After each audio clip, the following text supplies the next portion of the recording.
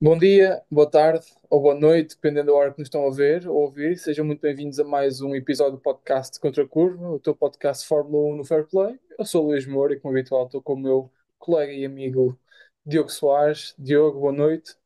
Ahm, Mais um grande prémio neste ano de 2025 que se tem mostrado super interessante, diria eu, com a vitória de Max Verstappen. Mas antes de irmos à corrida em si, que é o mais importante, um fim de semana de corrida, eu tenho de te perguntar como é que como é que tu viste este fim de semana em Imola, sabendo que pelo menos nos próximos anos foi o último. Sim, sim, essa é uma pergunta pertinente, uma vez que Imola é um marco, uma casa histórica, eu diria que é mesmo uma casa da Fórmula 1, uma casa do desporto motorizado. Até motas já correram por lá nas Superbikes e noutras categorias dos campeonatos italianos, mas, mas de facto será uma perda enorme. E eu até já tive a oportunidade de escrever sobre isso no Fair Play, creio que no mês passado, quando Stefano Domenicali disse que seria muito complicado ter dois grandes prémios no mesmo país, e eu acho que já cheguei a comentar aqui essa É afirmação irónico. e No posso, mesmo. posso até reforçar, é irónico porque, aliás, deixa-me dizer que eu acho que no caso dele até é mais irónico, uma vez que ele é italiano e diz uma coisa daquelas sobre Itália, ao mesmo tempo que se vende aos Estados Unidos Sim, e, enfim, e potencialmente a Espanha, não é? poder-se a vender a Arábia Saudita, A até. Arábia A Saudita, Arábia sim. Saudita. Em Espanha, Espanha, não no mesmo Espanha ano, vai, mas dois sim, grandes mas prémios vai de desporto. deixar. Não, se calhar não vão ser dois grandes prémios, mas certamente que Não, mais mas ano teremos dois grandes é, prémios na Arábia Saudita, sim. um em Jeddah e outro naquela nova pista que me parece muito, enfim, peculiar, que eles estão a construir no meio do deserto, já nem me lembro onde. E Mas eles temos que conseguem perceber meter o que mar à volta, não te preocupes. fazer lá uma És coisa. artificial. Aqui mete uma marina ao lado de um estádio de futebol americano. Aliás, Uma no marina estádio, no fundo, aqui mete lá uma marina, enfim. que é uma lona, não é? Exato, mas acho que acaba por ser um fim de semana agridoce, precisamente por termos assistido uma excelente corrida. Aliás, um excelente fim de semana, de todo, uma Sim. excelente qualificação, uma excelente corrida e acaba por ser agridoce precisamente porque sabemos perfeitamente que é o último e a não ser que voltemos a ter uma pandemia, enfim, que também não é desejável, mas a não ser que tenhamos uma Pois. pandemia, se calhar não vai ser tão cedo que vamos ter Imola na Fórmula 1 de novo. Pelo menos ainda temos no leque. Sim, eu quando referi a questão de Espanha, só para dar esclarecimento, haverá com um elevado grau de certeza, agora não tenho ciente se já foi confirmado ou não o Grande Prémio em Madrid, e Catalunha, não é? E que poderão alternar e haver corridas nos dois, provavelmente não no mesmo ano, mas na mesma época, na mesma temporada, mas que se poderá ser alterado, mas que é de uma grande ironia e, desculpa-me a expressão, passar um atestado de. Bem, eu vou dizer a palavra. Passar um atestado de burro a quem gosta de Fórmula 1, que é, ai, não é compatível ou não é possível haver dois grandes prémios em Itália, mas por outro lado, é possível haver três grandes prémios nos Estados Unidos no mesmo ano, dos quais dois deles são grandes prémios fantoches. Porque o único fim de semana, a única pista em que realmente há corridas nos Estados Unidos é o Circuito das Américas em Austin, quer dizer, no Texas. É uma boa pista, uma pista que proporciona quase sempre boas corridas, com emoção. É uma pista muito característica no Campeonato Mundo de Fórmula 1, desde logo pelaquela primeira curva que é feita no topo do pico de uma colina, praticamente, que há aquela subida imensa, com uma travagem forte e uma viragem também ela com um ângulo reduzido, à esquerda, porque depois no Texas e.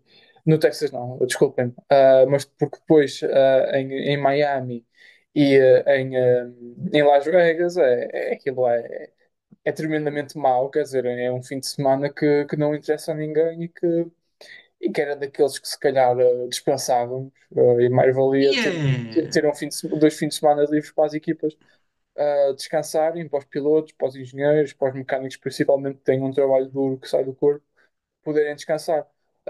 E Um, o grande prémio, o grande prémio dos Estados Unidos é o único que faz sentido por um motivo muito simples, porque é o grande prémio dos Estados Unidos.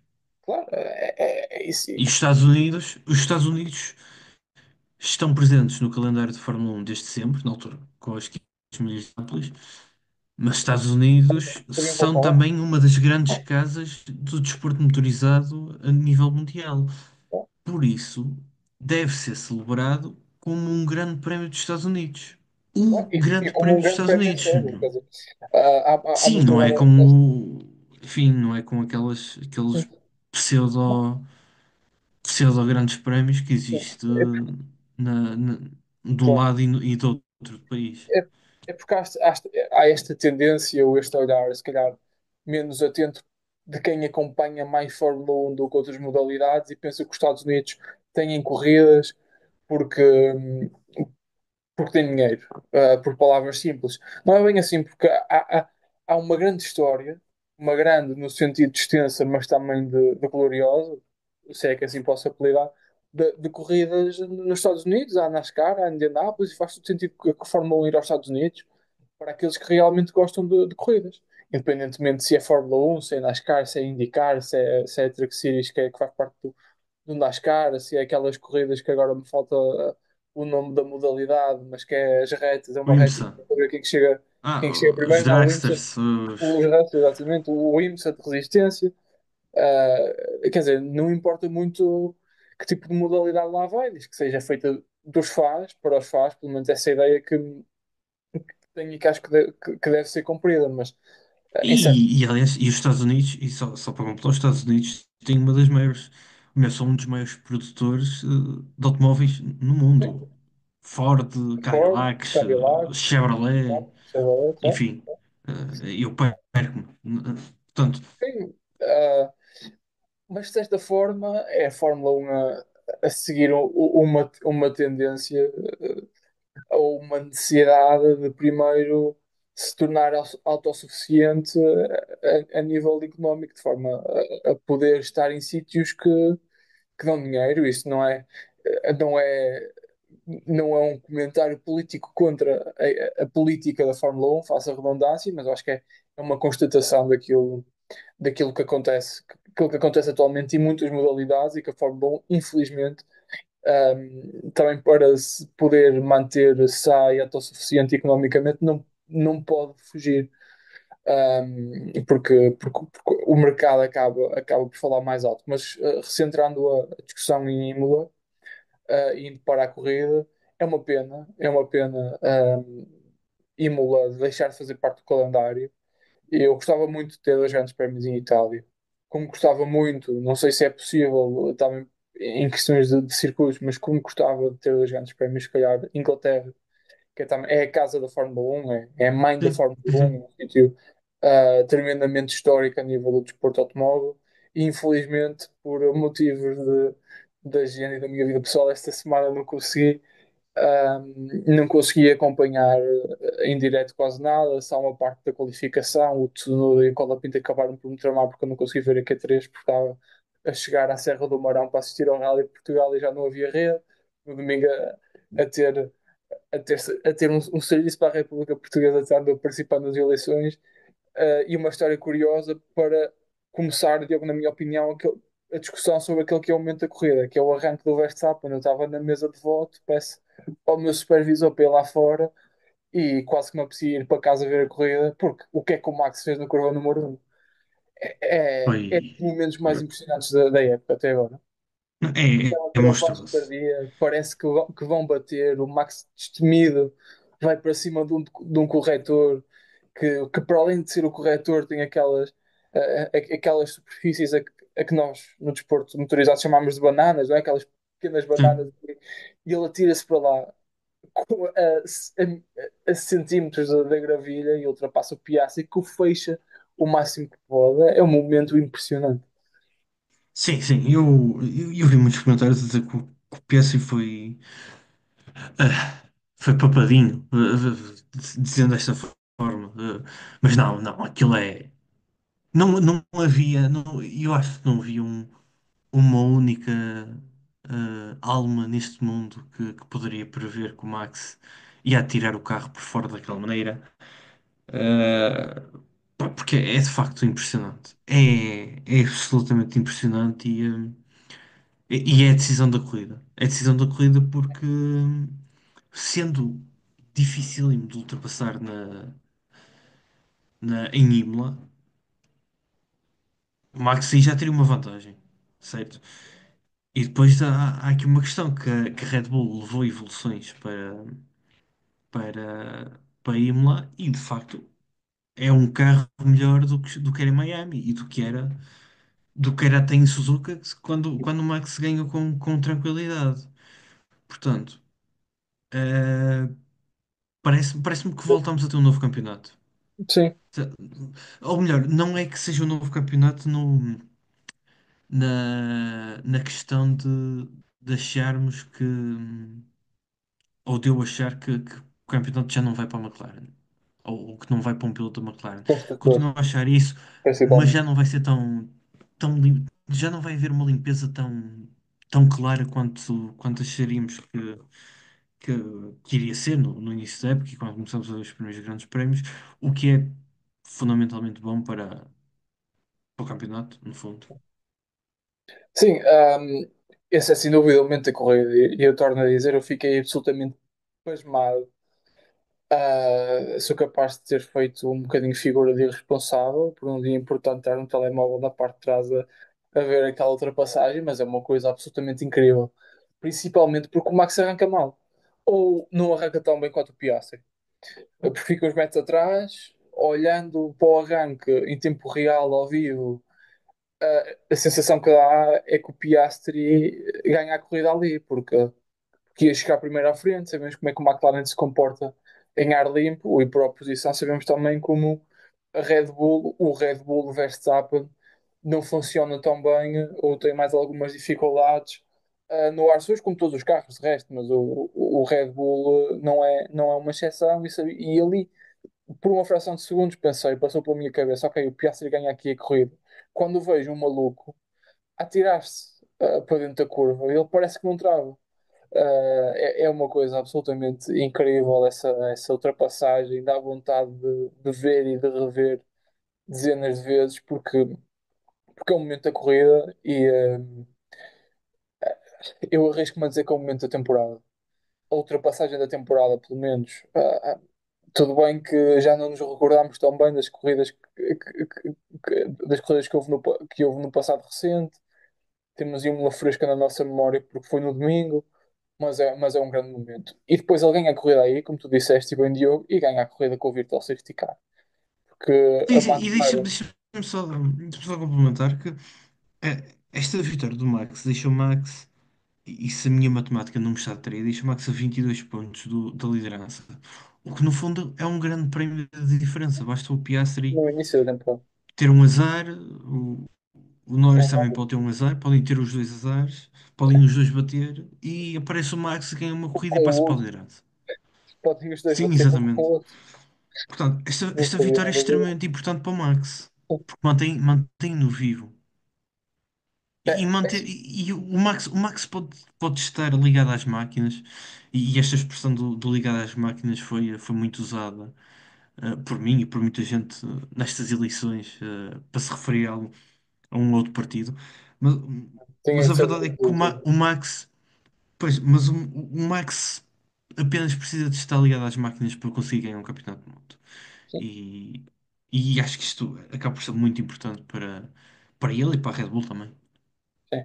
Depois da piadola política do Diogo, só complementar que, e perdi o meu raciocínio, mas aquilo que eu estava a dizer é que ele beneficia muito com o Virtual Safety Car, porque Sim, sim, sim, sim. eu acredito que mesmo assim, tirando o grande arranque que o Verstappen fez, tirando a evolução que a Red Bull teve e as décimas de segundo que ele ganhou. Porque normalmente diz no desporto motorizado, principalmente na MotoGP, quando um piloto é pai, que se perde ali Sim, perde-se ali perde um umas segundo. décimas.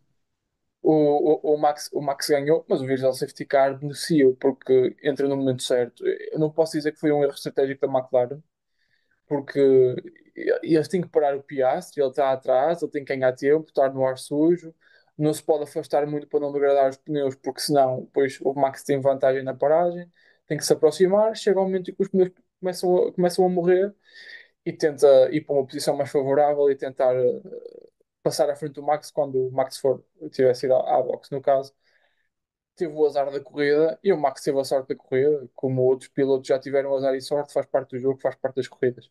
Mas ainda assim não tirar o mérito do Max.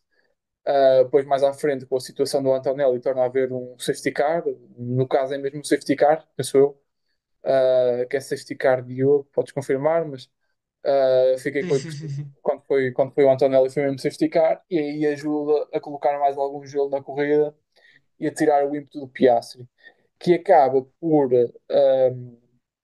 na minha opinião, continua a ser o principal favorito neste momento, repito, neste momento, para ser campeão do mundo. Tem um fim de semana um bocadinho mais azarado, porque se o Piastri chega à frente na curva número um, aí não tinha dúvidas que estaríamos a falar de um cenário completamente diferente e muito provavelmente da quarta ou quinta vitória seguida do Piastri.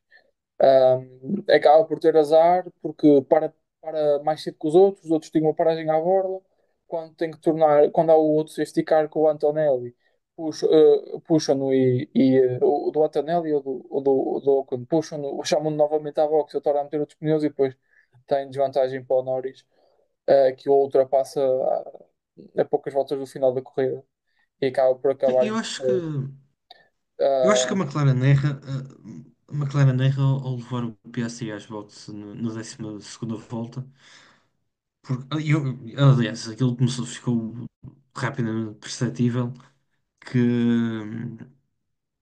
que, que o undercut tinha uma importância muito fundamental na corrida. O problema é que eu acho que a McLaren, quando leva o Piastri à boxe na 12ª volta, 13ª volta, está a pensar: ora bem, a Red Bull vai levar o Max na 14ª, 15ª, portanto, vamos adiantar. O problema é que nem o Max vai na 15ª, nem o Norris vai na 15ª e o Piastri fica preso a ter que ultrapassar. Claro que ele ultrapassou com uma facilidade tremenda, mas a verdade é que ele até chegar à reta para ultrapassar, tem ali um setor mais intermédio que perde muito tempo em ar sujo, que por si só desgasta os pneus. E, e depois quando podia ter uma paragem à borla, ou até podia nem ter, mas se tivesse parado mais tarde, naturalmente os pneus não necessitariam de ser trocados também tão cedo na segunda vez. Ahm, Se isso acontecesse, ele estaria a fazer um jogo igual, estaria na luta. Se calhar hoje estaríamos a falar na mesma na vitória do Max Verstappen, mas muito provavelmente estaríamos aqui a dizer que o Piastri tinha ficado em segundo, até sim, porque o Norris não faz uma corrida espetacular. nenhuma Esquece. qualificação. Não, não. Sim, nenhuma qualificação. Acho que também é o reflexo da época do Norris. Mas que este resultado, mesmo tendo em conta tudo aquilo que tu muito bem referiste, acaba por servir um bocadinho de talento para o Norris, porque consegue terminar à frente do Piastri. Tudo bem que acaba à frente do Piastri e mesmo assim não ganha a corrida. E portanto acabam por ir os dois ao pódio. A diferença é de 3 pontos, não é substancial, não é significativa, não representa uma grande mudança naquilo que é a tendência do campeonato. Isso é verdade, mas ao mesmo tempo o Norris está a passar por um momento, pelo menos até esta corrida, e acredito que continua a passar por um momento de extrema dificuldade, quer a nível de performance, que está diretamente ligado a índices mentais, de força mental, saúde mental até, porque não estou a dizer que o Norris está depressivo ou alguma coisa do género, mas está a passar por um momento mais baixo e que se calhar está a duvidar mais disso, parece-me evidente. Principalmente com o arranque estrondoso de temporada que o Piastri está a ter. Isso dá-lhe algum alento. Ah, agora, torna a referir que o Piastri continua a ser, para mim, o piloto mais capaz não, formou o piloto em melhor posição para ser campeonato, para ser campeão. Se calhar o piloto mais capaz é o Verstappen, mas será uma luta muito interessante, principalmente se a Red Bull conseguir continuar a evoluir o carro. E os austríacos chegará a um ponto em que vão ter que tomar uma decisão, assim como a McLaren vai ter que fazer, mas se calhar a Red Bull chega à pausa de verão e pensa, se estamos na luta pelo campeonato, vamos continuar a apertar as rixas para 24, para 25. Se não estamos na luta pelo campeonato, ou se é cada vez mais difícil, toca centrar todas as atenções em 2026 e aí a McLaren e o Piastri poderão ter um resto de campeonato mais fácil, ou com menos competição. Não sei se em relação a esta luta pelo pódio, se tens mais algum comentário a fazer, Diogo, ou se podemos ir falar para os também homens da casa, não é? Que no caso Sim, são um piloto por causa da equipa e um piloto por causa da eu nacionalidade. vou, eu vou usar a luta pelo pódio para entrar na Ferrari, mas a fazer uma crítica à Ferrari. Porque a E é uma Ferrari, partida a desde, Ferrari. sim, porque a Ferrari desde 2020, portanto, 5 grandes prémios, porque em 2023, certo, não houve por causa das cheias. Ferrari faz um pódio Sim, em do 5 grandes prémios. A Ferrari faz um pódio. No ano passado, o um Leclerc, terceiro, um terceiro do Leclerc. exatamente, terceiro lugar. Ora bem, E ele tem aquele ano em que estava a fazer uma ótima corrida. Penso que a lutar, 2022, exatamente, penso que a lutar que pelo segundo rodou lugar e e na rodou chicane depois da na, água na mineral, variante alta, na exato. variante alta, ele vai ao muro. Pronto, a minha crítica é precisamente à Ferrari, porquê? Porque 2020 era um trator, 2021 era um fio de ponto. Sim, Se calhar até estou a insultar os fio de pontos porque até tinha um fio de ponto. Em 2022 era um Renault Clio, daqueles que rebentam com o motor por causa do filtro de ar. em 2022 era bom, pá. Sim, só que o motor não acompanhava o resto do carro.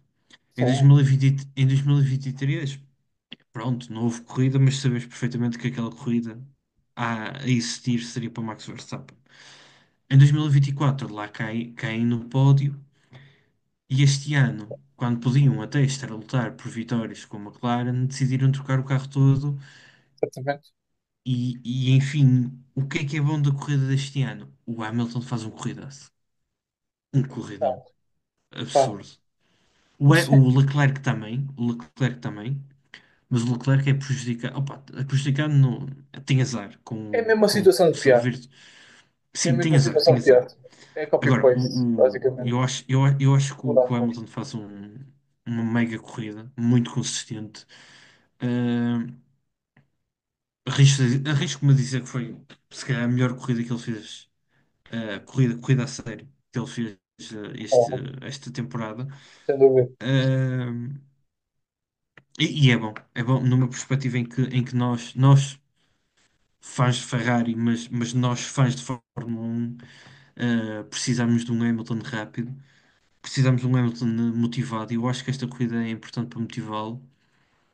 E, e se calhar podemos ver mais umas gracinhas do Hamilton no futuro. Esperemos que sim. Esperemos mesmo que sim.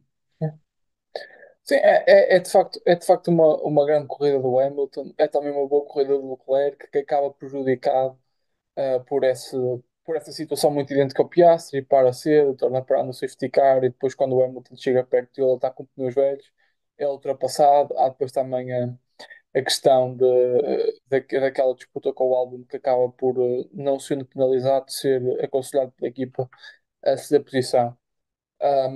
Opá, mas é difícil de perceber aquilo que se tem. passado com a Ferrari, porque eles fazem ora fazem uma qualificação horrível, como foi a qualificação agora para este Grande Prémio de Imola, em que fazem 11º e 12º, não me recordo se Leclerc é Hamilton ou Hamilton Leclerc, e depois chegam à corrida e mostram uma face muito mais competitiva e de recuperação, com um grande ritmo, como faz pensar o que é que poderia ter feito Leclerc e Hamilton em igualdade de circunstâncias se tivessem partido em quarto e quinto. Se calhar não estariam na luta pela vitória, mas estariam certamente na luta pelo pódio, não só pelas posições em que partiriam, mas também pela competitividade que tiveram, que apresentaram. Ora, fazem qualificações muito boas e depois são carros que andam em marcha atrás durante a corrida. E é difícil de perceber, porque a Ferrari não consegue ter consistência dentro de um grande, de um mesmo fim de semana.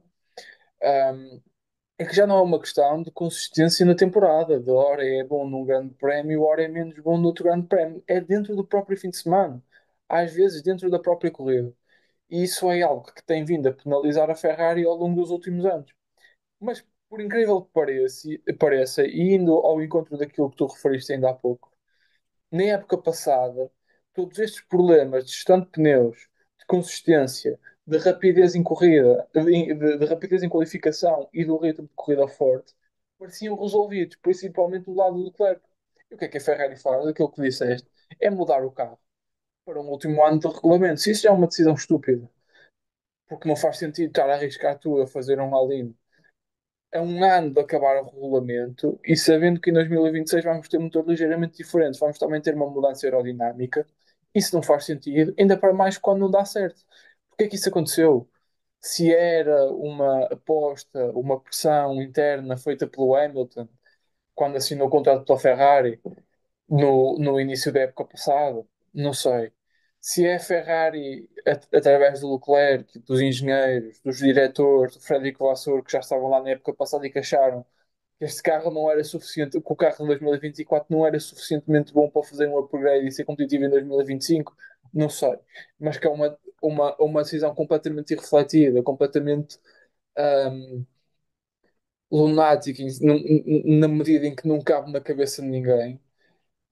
Foi uma coisa à Ferrari e é uma, uma decisão que está a fazer a Ferrari passar por um momento algo complicado outra vez, porque já estava na luta com a McLaren, teve até o último Grande Prémio a lutar pelo campeonato de construtores. Foi uma época, apesar de tudo, competitiva, com vitórias para o Leclerc, com vitórias para o Sainz. As pessoas estavam contentes, os tifosi estavam contentes e esperançosos com o futuro. E agora tudo parece estar ligeiramente mal outra vez. O meu desejo, o meu desejo e a minha preocupação para 2026 é que esta má decisão 2025 esteja a afetar aquilo que é a preparação da próxima temporada. Uma temporada diferente, com conceitos algo diferentes, com um regulamento diferente. E repara,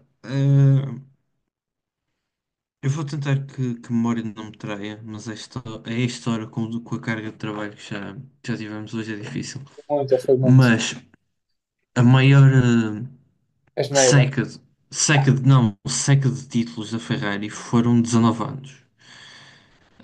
Se não me engano, entre o Schumacher e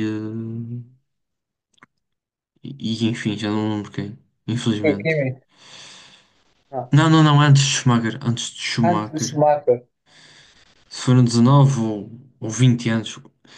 E eu, infelizmente, eu vejo a Não foi. Ferrari a O voltar Prost a não foi esses campeão da 20 anos. Ferrari. Não. Mas eu já confirmo isso, mas eu, infelizmente, vejo agora a Ferrari a seguir ehm, pelos mesmos 20 anos, e se calhar pior que isso é que ao fazerem um all-in este ano, é como tu falaste, como tu disseste, Foi o Alonso para estão a ganhar o campeonato, hipotecar, mas foi claro. estão a hipotecar o próximo ano, Os próximos anos.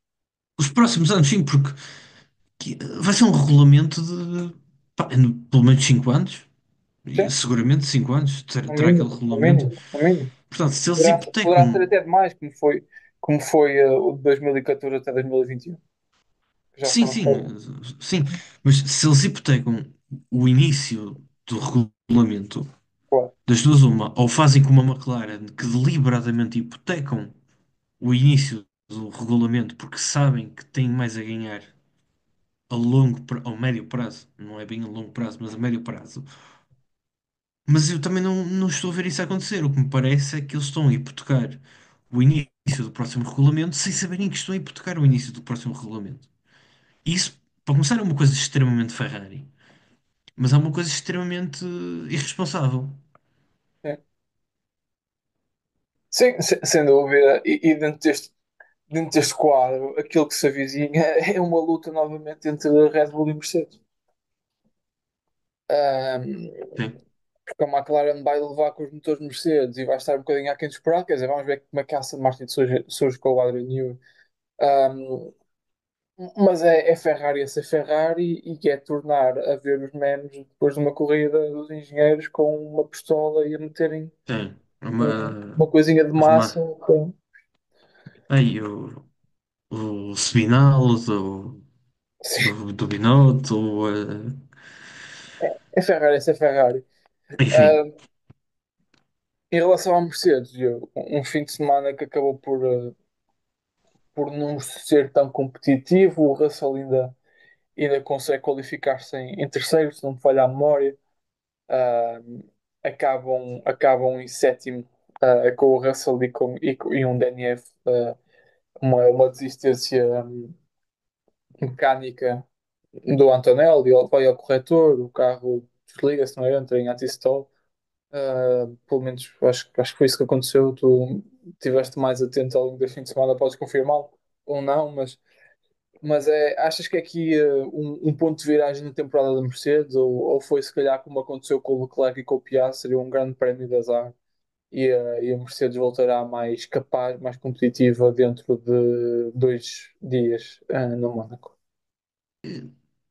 não sei se foi bem um grande prémio de azar, porque, quer dizer, a questão do Antonelli é claramente um azar. Eu não vi nenhuma explicação para. Não sei se a Mercedes É explicou um bocado estranho. o acidente. Não sei se sequer a Mercedes tem alguma explicação neste momento para dar.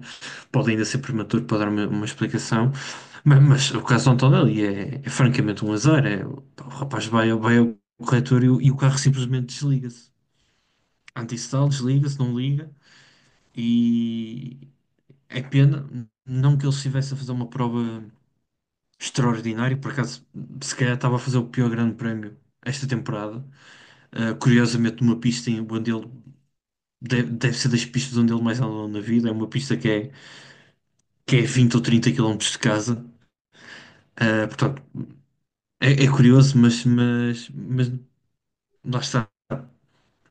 Podemos pegar nesse azar do Antonelli, mas acho que há aqui um padrão muito idêntico a Miami, que é, que é Mercedes ter dificuldades no ritmo de corrida. Sei lá. Tal como aconteceu em Miami, boas qualificações, mas depois o carro não corresponde nem em ritmo de corrida.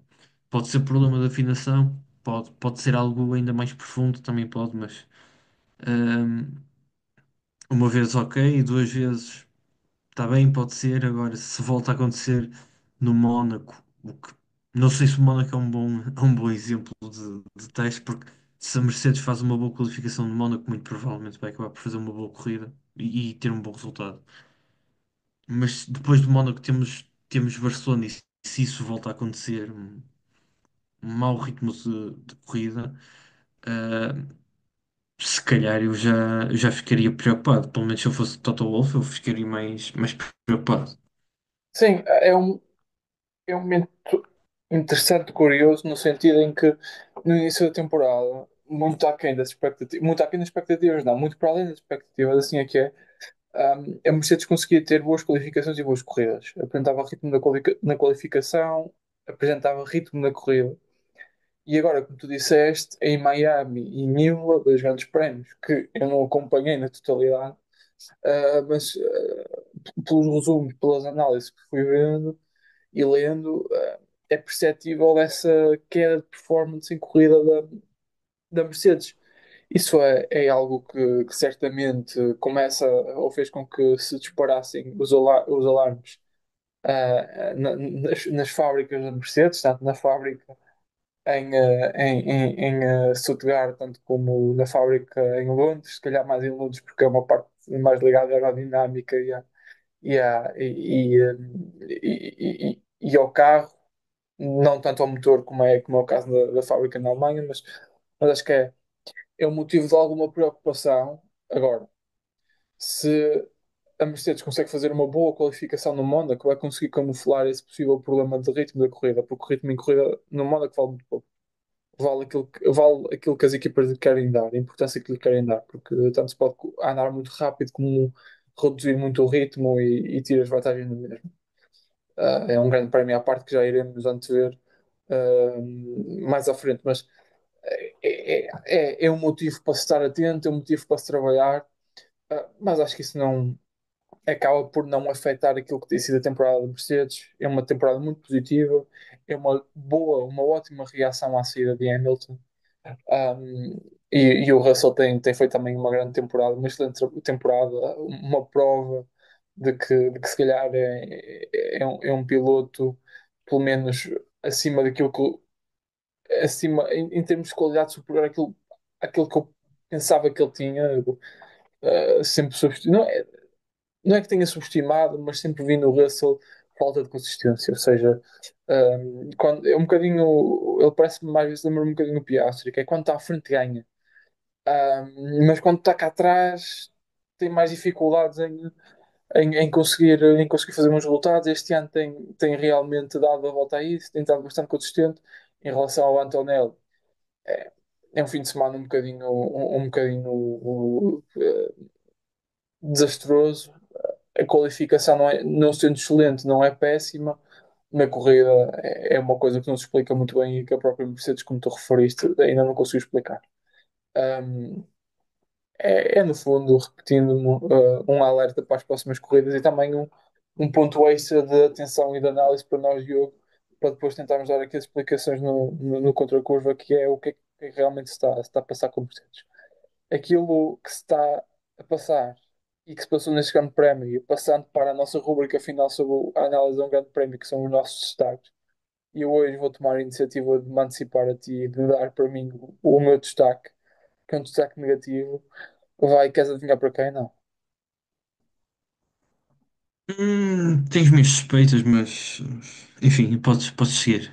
É para Franco Colapinto, que se estreou na Ah, Alpine. pá, não, por acaso Qual é não que era, tinha, não qual é tinha. que era a tua.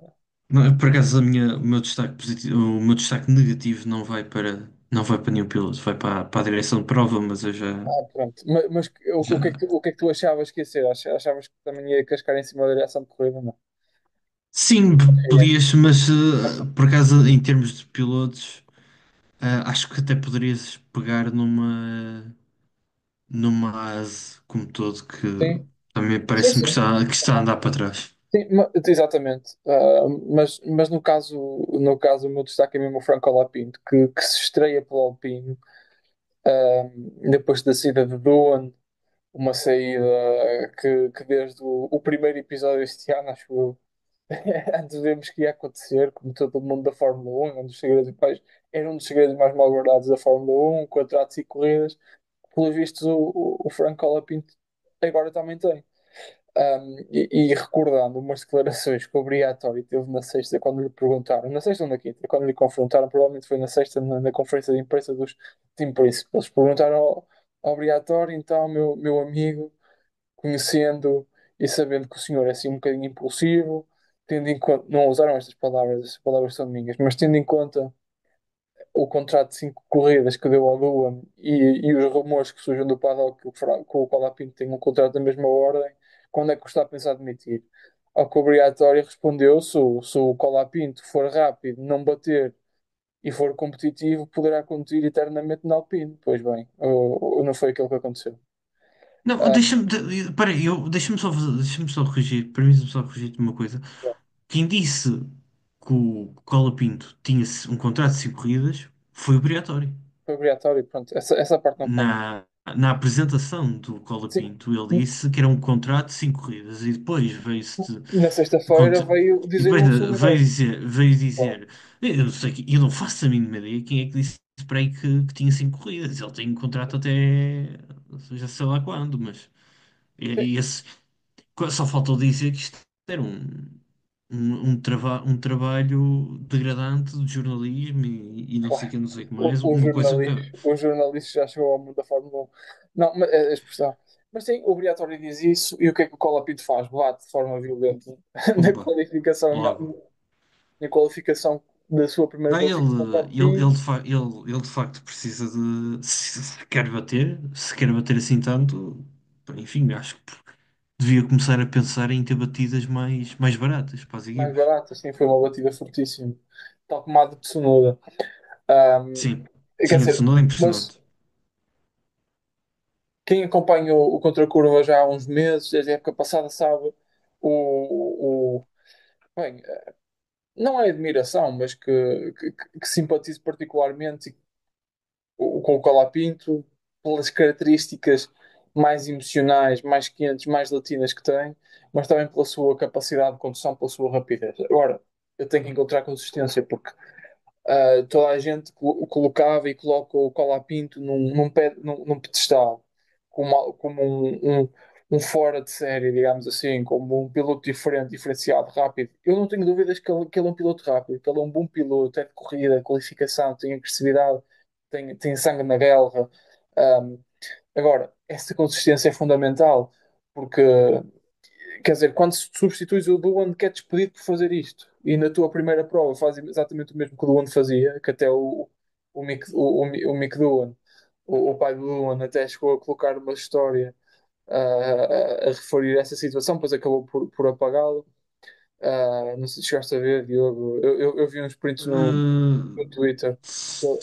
Aparentemente pode ser manipulado, não sei. Pode ser Por acaso, manipulado. não sei se de facto é manipulado ou se não é. Eu já vi das duas faces. Das duas Eu pessoas. não vi nenhum tipo de declaração de nenhuma das partes. Não sei se fizeram alguma declaração ou não, mas se sim, tudo bem, se não, tudo bem. Não, mas já vi as duas faces da moeda, portanto, não. Então, não tinha esse apontamento. Portanto, retiro aquilo que disse, esqueçam que eu fiz esta referência. Não, mas quer dizer, o ponto e o argumento vai dar ao mesmo, porque despedem o Duan para colocar um piloto que faz exatamente o mesmo. Depois de 5 corridas, sai mais dançado do Colapinto. Não é uma boa forma de começar. Mónaco não é fácil. Ele perde, ele entra a meio da temporada que é difícil. Entra a meio da temporada sem fazer testes. Fez uns testes com os carros do ano passado, rodou em Monza, tudo bem. Imola era um grande prémio para ele ganhar confiança no carro. O que te retira a confiança total ou quase total a um piloto, principalmente jovem, e a adaptar-se a um carro é bater de forma violenta com ele. Quando há grandes expectativas sobre a performance de Colapinto, vai para o Mónaco, que é um traçado em que, para além do carro, é preciso ter uma confiança abismal, porque conduzes durante 2 horas e durante a qualificação e durante todos os treinos a centímetros, nem a centímetros, a milímetros dos rails, ou corre muito bem ou corre muito mal. Ou seja, o Colapinto com o Milharete acaba nos pontos, não bate, ou bate o Gasly ou fica lá perto, mostra competitividade, faz um bom fim de semana e as pessoas dizem, ok, isso foi um azar do Colapinto na primeira corrida, ou então corre muito mal no sentido em que ele é lento, ou tem um acidente, ou bate, ou tem toques, falta de competitividade e 2 corridas, mas e se calhar piores do que as 2 corridas que o Luan teve, as 2 primeiras corridas do Luan, tudo bem que ele vai também no Grande Prémio da Austrália, nem sequer acaba, mas não é de toda uma boa forma de começar. O teu destaque, tipo, Eu destaque negativo e começo por aí porque já me descosi há pouco, mas o meu destaque negativo vai para a direção de prova, porque acontece ao Bergman na qualificação. E o que é que acontece? Acontece que o Bergman eh, faz a volta de qualificação, qualifica-se para o Q2, só que entretanto surge a informação que ele passou em bandeira vermelha, a bandeira vermelha precisamente por causa do Cola Pinto, e é-lhe retirada a volta. E entretanto há o protesto por parte da ASE, o protesto não dá em nada, mostram as imagens e vemos claramente que que o Bergman passa e depois há a bandeira vermelha, portanto, em teoria, tudo certo. Ah, a questão aqui é que depois a direção de prova veio justificar que a bandeira vermelha foi posta 3 segundos antes da passagem, cerca de 3 segundos antes do Bergman completar a volta. E o que me deixa, por um lado, preocupado que é se a direção de prova decide uma bandeira, independentemente da bandeira que for, a informação tem que chegar de forma imediata aos painéis, aos comissários de pista. E não aconteceu.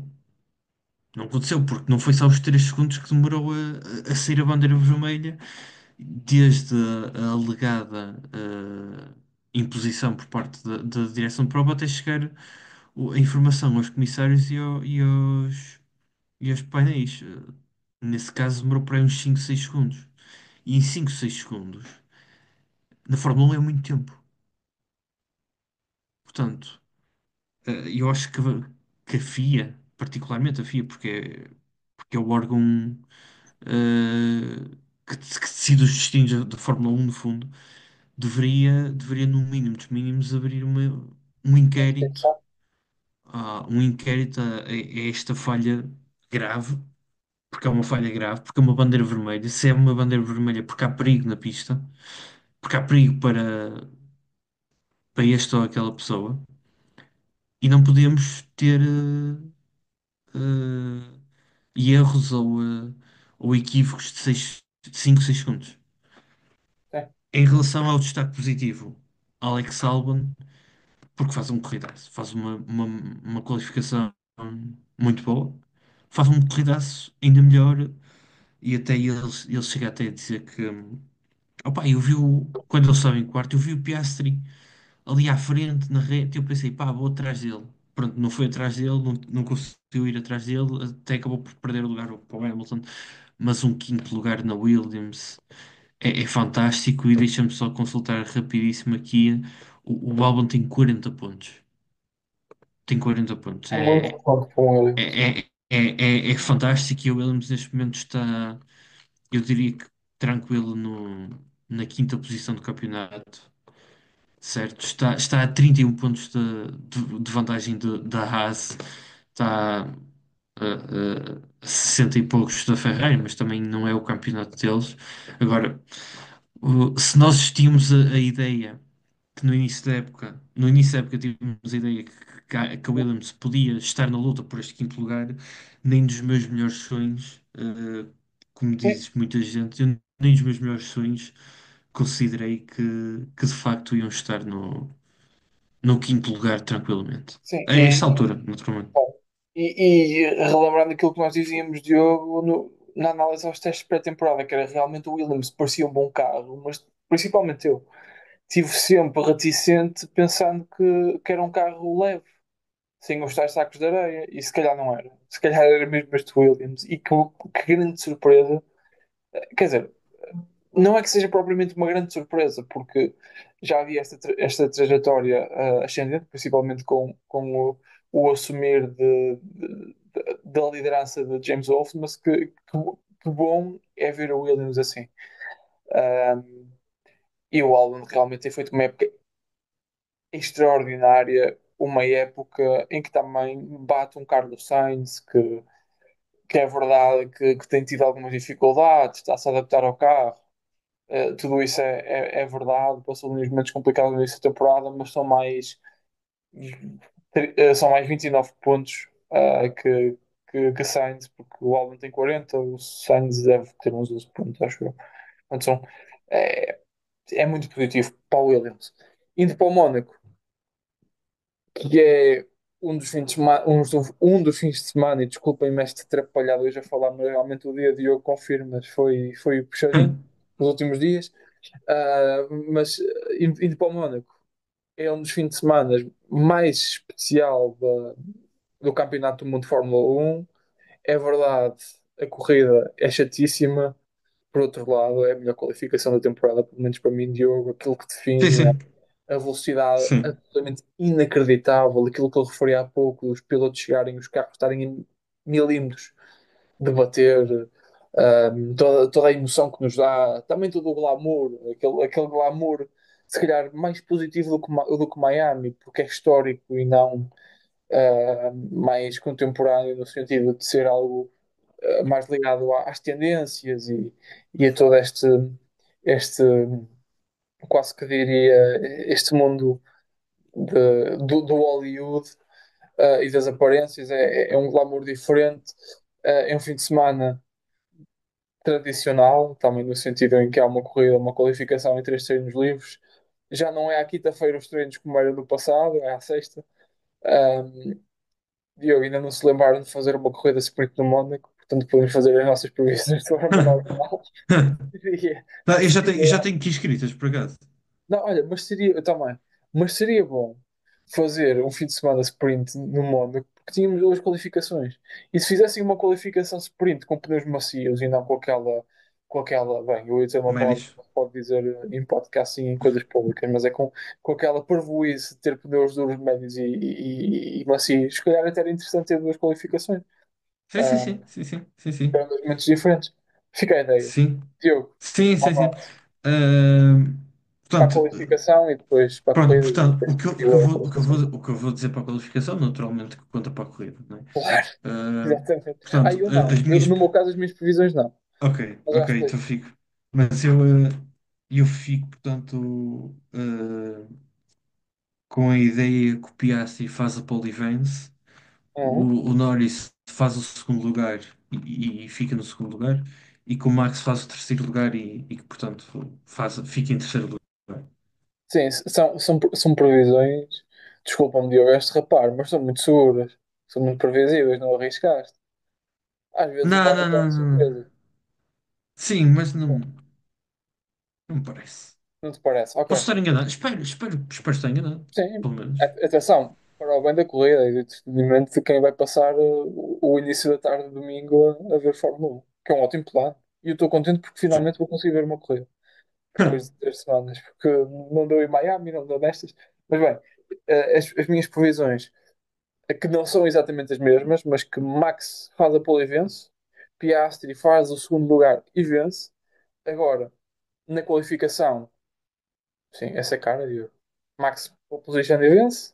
O Max é um ótimo piloto. Não, não, não, não, não, não, porque tu disseste que o Piastri faz o P2 e vence. Desculpa, E eu fiquei, desculpa. sim, mas é o Dia bom, horário sim. já. Exato. Max faz a pole e vence, Piastri faz o segundo lugar e mantém o segundo lugar. Russell faz o terceiro lugar, ou porque bate, ou porque a Mercedes falha na estratégia, o Albon, que se vai qualificar em quarto, acaba pódio, e o Williams faz um pódio. Não é descabido.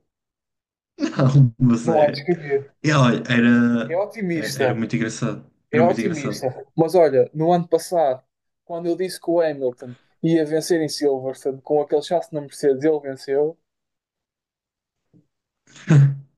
Ainda te recordas disso, não é? Isso para mim é Ainda me recordo. o meu momento mais glorioso Não, deste não, podcast, ainda me quando eu recordo. adivinho É uma vitória verdade. do Hamilton que ninguém esperava.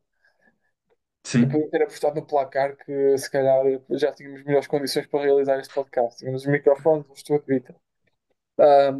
Não, mas acho que é possível, porque o Albon acho que se dá bem no Mónaco, o Williams está competitivo, o Williams na época passada foi competitivo no Mónaco, portanto, se qualifica em quarto, se qualifica em quinto, com uma mistura, com uma qualquer coisa que dá errado nas boxes com uma outra equipa, olha, vá-se lá alguém, vá-se a Mercedes esquecer dos pneus do Russell. Ou então engana-se dos pneus e em vez de meter os duros, mete os intermédios, como já aconteceu com o Leclerc. Quer dizer, essas coisas podem acontecer no Mónaco e às vezes no Mónaco, sendo as paragens nas boxes tão decisivas, é a qualificação, é o arranque, é as paragens na boxe e é não bater. É o que é preciso para ser bem sucedido no Mónaco. Portanto, quando há tanta pressão no momento de qualificação, às vezes as equipas sentem-se mais, sentem mais dúvida em si próprias, sentem-se mais nervosas e às vezes cometem erros. Isso pode acontecer e daí eu apostar num pódio do álbum. Por isso, pode ser que na próxima semana esteja aqui para para falar deste pódio do álbum. Diogo, para a despedida, algum comentário final ou até Não, para a semana? não, é exatamente. Agradeço a quem assistiu, e esperemos. Espero ver-vos. Ou ver-vos não, mas espero que nos vejam na Nos próxima veja, exato, semana. que te veja. Exatamente. Obrigado mais uma vez por terem estado desse lado. Um episódio que não foi muito fácil de gravar pelo cansaço acumulado destes últimos dias, Diogo. Um, Obrigado por ter estado mais uma vez aqui comigo a gravar este episódio. Obrigado a vocês que estiverem desse lado a ver e a ouvir. Portanto, partilhem, comentem, deem um like, estejam à vontade também para participar e para darem o vosso feedback a mais um episódio do Contra a Curva. Mais uma vez, obrigado e temos encontro marcado então para a próxima semana para a antevisão do Grande Prémio do Mónaco. Até lá.